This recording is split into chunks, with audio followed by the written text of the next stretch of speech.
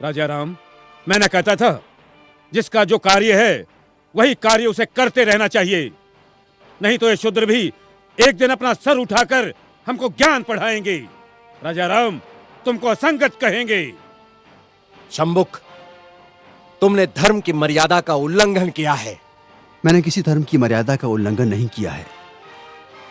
मैं एक ही धर्म को मानता हूं, वो धर्म है प्रकृति का धर्म, और उसके अनुसार सभी मानव समान हैं।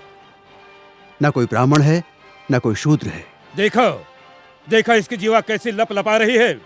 भविष्य में शास्त्र धर्म की शिक्षा लेकर तुम राजा राम को ही आह्वान दोगे। ऋषि, हमें किसी राजसत्ता और वैभव की लालसा नहीं है।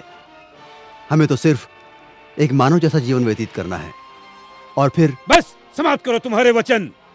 2 अक्षर क्या पढ़ लिए, हमें ही ज्ञान की भाषा सिखाने लगे।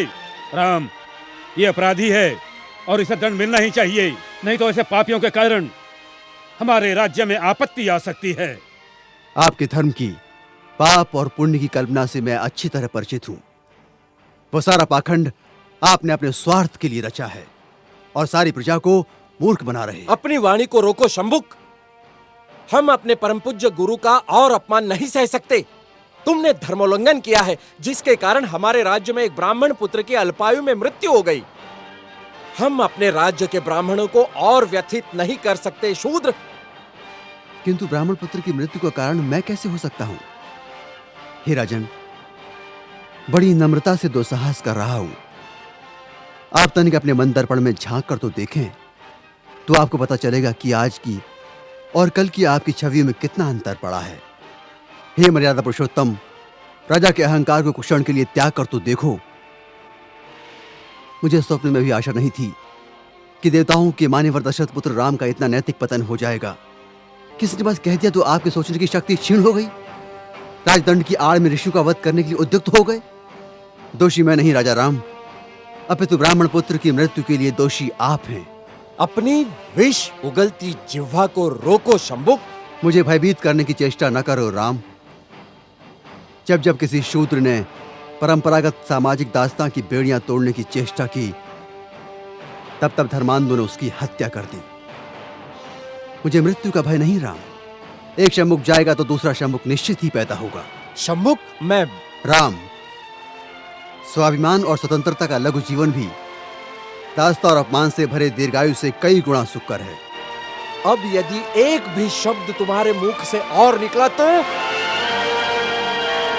मैं सत्य हूं और सत्य की कभी मृत्यु नहीं होती।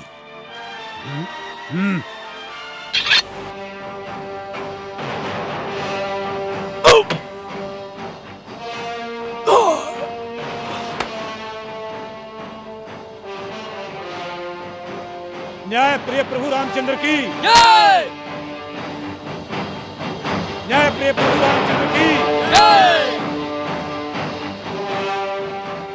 न्याय प्रिय प्रभु रामचंद्र की जय। न्याय प्रिय प्रभु रामचंद्र की जय। न्याय प्रिय प्रभु रामचंद्र की करो, जय जयकार करो। ब्राह्मणों के जाल में फंसे श्री रामचंद्र की जय जयकार करो। कपट से बाली का वध करने वाले श्री रामचंद्र जी की जय जयकार करो। अपनी पत्नी का त्याग करने वाले श्री रामचंद्र की जय जयकार करो। महर्षि शंभुक का वध करने वाले राम की जय जयकार करो। करो, जय जयकार करो, ताकि इनके काले कारनामों पर पर्दा पड़ता रहे।